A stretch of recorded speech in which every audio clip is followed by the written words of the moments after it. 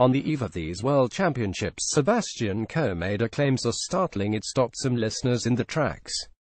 Doping, he said, was no longer athletics' biggest challenge, rather it was the need to lure new fans. It was as bold as it was reckless, and it took only 2 days to unravel spectacularly, with Justin Gatlin's victory over Usain Bolt in the 100 meters final, along with the savage chorus of boos that bookended it.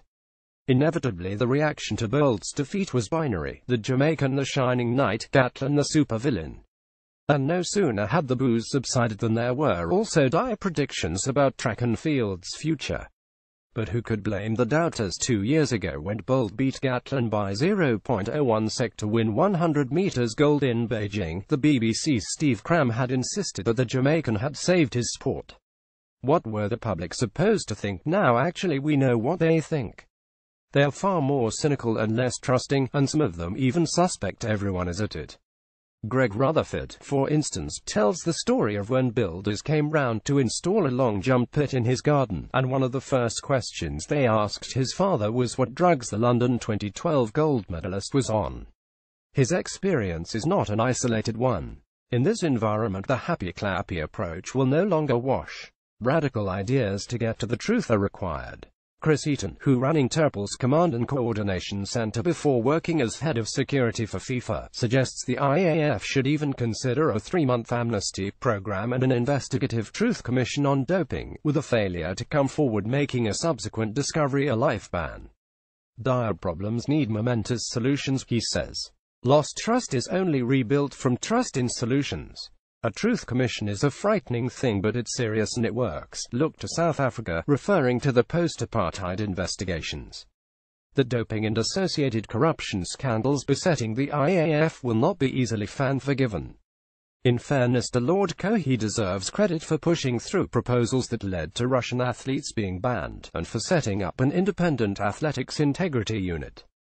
But as president of the International Association of Athletics Federations, Coe needs to confront every uncomfortable truth, no matter how damaging, and that means being honest about the potential scale of performance-enhancing drugs, which have seeped away at the public's confidence ever since Ben Johnson was busted at the 1988 Seoul Olympics. Athletics often feels hard done by, with some in the sport believing they pay the price for catching more cheats than other sports. Some sympathy for that position is fair. But how can the system be trusted given what happened in Russia, and when there is so little testing in countries such as Ethiopia and Kenya, or when so few doping tests yield a positive response? Officially around 1% of tests prove positive each year, but everyone knows it is higher. Dick Pound, the first head of the World Anti-Doping Agency, has suggested the figure is probably around 10%.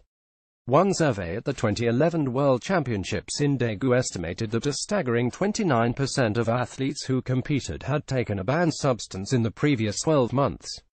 The truth is that testing is the Maginot Line in the fight against drugs in sport, well-intentioned and solid-looking at first glance, yet all too easy to get round in practice. The IAAF is hardly innocent, however. It was only last year that Gabriel Dole, the former director of the governing body's anti-doping department, along with several other senior figures, were banned for their part in extorting £330,000 from the Russian marathon runner Lilia Shobakova to cover up her doping violations. As for Gatlin, it is hard to believe his claims that a massage therapist rubbed testosterone cream into his legs without his knowledge, which led to his being banned for 4 years in 2006.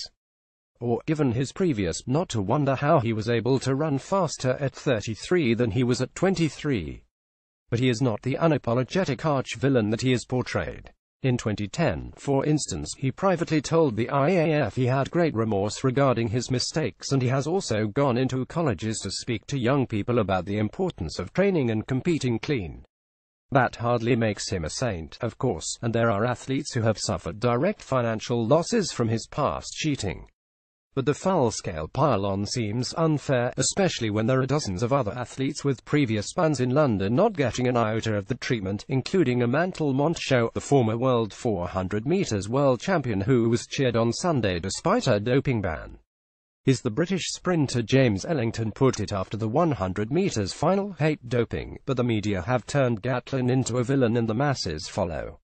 Do they not realize how many cheats they have cheered? A glance at the list of London 2012 100 meters finalists, for instance, shows 5 of the 8 men have served some sort of doping ban. Incidentally, Ko is absolutely correct to stress the desperate need to get more people watching athletics.